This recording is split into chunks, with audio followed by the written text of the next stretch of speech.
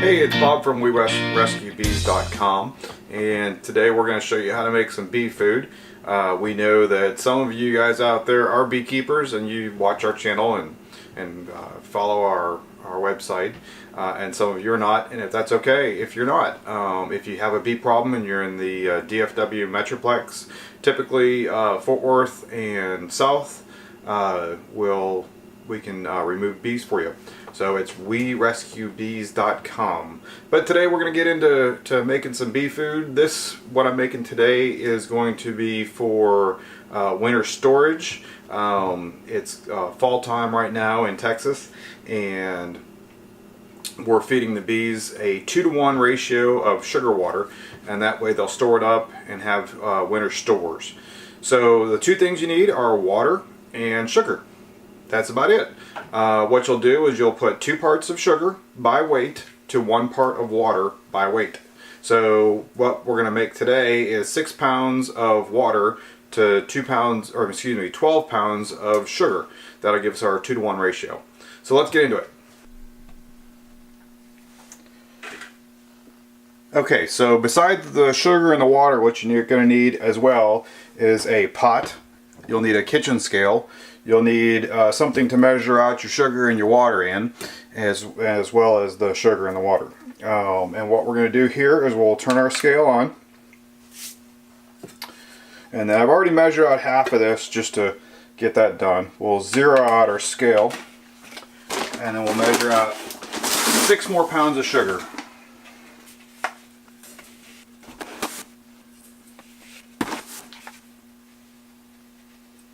And if you're off by just a little bit, that's okay.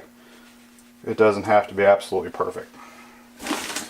We'll take that and we'll dump it into our pot as well.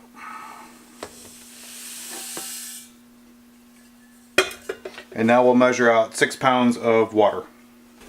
Measure out our water.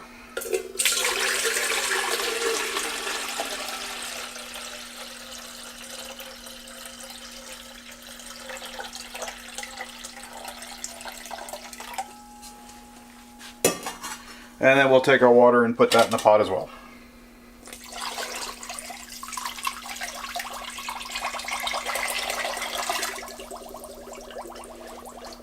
And then what you want to do is you want to turn your burner on to, you can turn it on to high for the time being.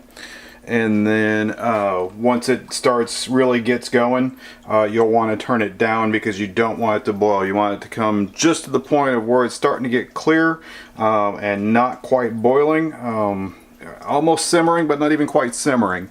And then you'll take it off the heat, and at that point it's done. You'll let it cool before you give it to the bees. So while we wait on simmering, we'll be back.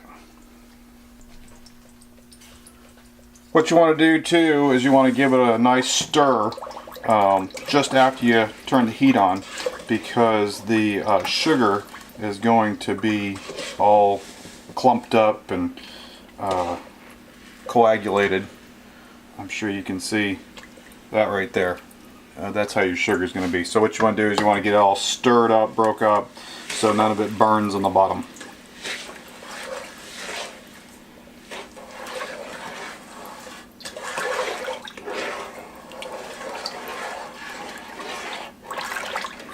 And you can see as well how white that liquid is right now. As we get closer to it being ready, it'll clear up. It won't be completely clear like water, but it'll be much clearer than you see it here.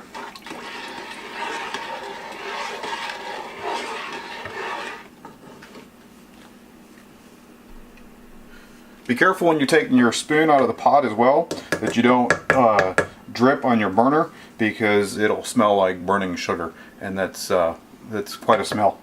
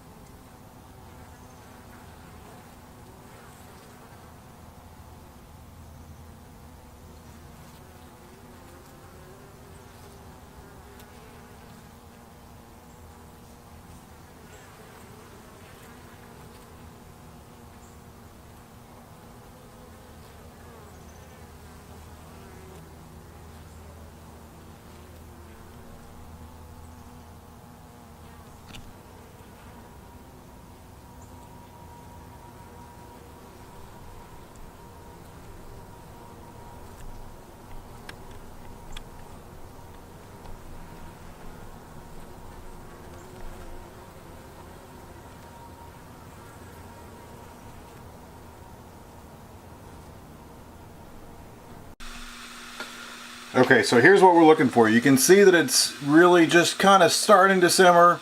It's not really bubbling profusely. It's just kind of getting the little tiny bubbles on the top, and then you can see that the color has changed quite dramatically. I don't know if you can see it on the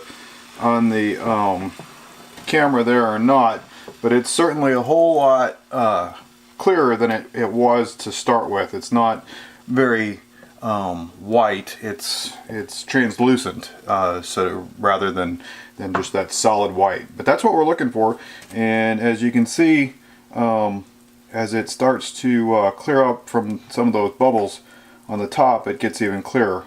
But that's what you're looking for. So now we'll bottle it up and then let it cool down and give it to the bees later on today. Alright guys, well that's how you make bee food. Hopefully you found that, if not informative, intriguing, enlightening, any of the above. So hit that subscribe button, hit that like button, head on over to our website, werescuebees.com. And if you have a problem and you're in the Fort Worth area, give us a call and we can take care of them for you, remove them for you. If you need help at keeping your own bees, we've got some great recommendations for a local club in the Fort Worth area, and we've also got recommendations for other places on the web to find that information. So give us a call, send us an email, or send us a message in the comments below. Thanks guys.